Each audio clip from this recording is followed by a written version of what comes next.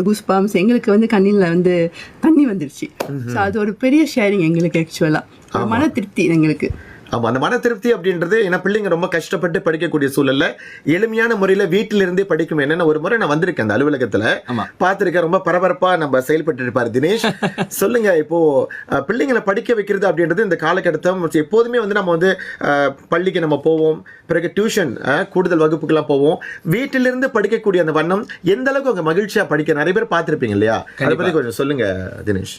Okay முகன், அதாவது எப்படி சொல்றதுன்னா, இப்ப நம்ம படிக்கிற ஒரு காலகட்டத்தில் இந்த மாதிரியான வசதிகள் இல்லையே அப்படின்னு சொல்லிட்டு கொஞ்சம் பொறாமையா இருக்குது. ஆனா இருந்தாலும் வந்து நம்மளுக்கு என்ன ஒரு சந்தோஷம்னா, இப்போ உள்ள மாணவர்களுக்கு வந்துட்டு அவங்க வீட்டுல இருந்த படியே கஷ்டப்படாம ரொம்ப சுலபமா படிக்கிறதுக்கான ஒரு வசதி வாய்ப்பு நம்ம ஏற்படுத்தி கொடுத்துருக்கிறோம். ஓகே, அதுலயும் ரொம்ப முக்கியமான ஒரு விஷயம் என்னன்னு பாத்தீங்கன்னாக்கா, பெற்றோர்களுக்கு வந்து அவங்க பிள்ளைங்க என்ன படிக்கிறாங்கன்றத ஆபீஸ்ல ரொம்ப பிஸியா வேலை செஞ்சுட்டு இருக்கிற பேரண்ட்ஸ் எல்லாம் பாத்தீங்கன்னாக்கா, இந்த டிராபிக் ஜாம் எல்லாம் மாட்டி, அதுவும் முக்கியமா இந்த மாதிரி கோலாலம்பூர்ல எல்லாம் பாத்தீங்கன்னா இப்ப மழை வேறையா இன்னைக்கு முடிஞ்சு இப்ப வீட்டுல போய் சேர்றதுக்குள்ளார எவ்வளவு நேரம் எடுக்கும்னு தெரியாது. அதுக்கப்புறம் அவங்க போய் விடணும் அவங்கள, அந்த மாதிரி விஷயம் நிச்சயமா அவங்கள அதை வேலை செஞ்சு முடிஞ்சு போய் டயர்ட் ஆயிரும்.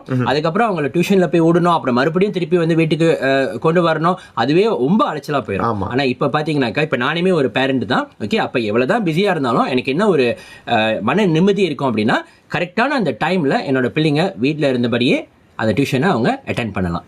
அப்புறம் எந்த நேரத்தில் வேணாலும் 24 hours வந்துட்டு நம்மளுடைய ஏஐ லேர்னிங் பிளாட்ஃபார்ம் இருக்கா இல்லையா? ஓகே, அப்ப அதை எப்ப வேணாலும், அது வந்து கிளாஸ் டைம் மட்டும் கிடையாது, எந்த நேரத்தில் வேணாலும் அவங்க வந்து அந்த லேர்னிங் பிளாட்ஃபார்மை அக்சஸ் பண்ண முடியும். ஆமா, மைனப்ஸ் மூலமாக வந்து பயிற்சி திட்டங்கள் இருக்கு. அப்புறம் ஆசிரியர்கள் வந்து நேரடியாகவே வந்து கணினி முன்புறம் வருவாங்க. அப்படியே நம்ம வகுப்புல என்ன படிக்கிறோமோ அதை நேரடியா படிக்கக்கூடிய ஒரு சூழலை ஏற்படுத்தி கொடுக்குறீங்க. இப்போ அடுத்த வருஷம் பார்த்தோம்னா ஜனவரியில வந்து பள்ளி தவணை எல்லாம் தொடங்குது இல்லையா? இப்போ எப்படி பள்ளியில திட்டம் போடுறாங்களோ மைனாப்ஸும் எப்படி எந்த அளவுக்கு தயார் நிலையில் இருக்கீங்க ரெண்டு பேரும்? ஓகே, இப்போ நீங்கள் பார்த்தீங்கன்னா எக்ஸாம் எல்லாம் முடிஞ்சிச்சு.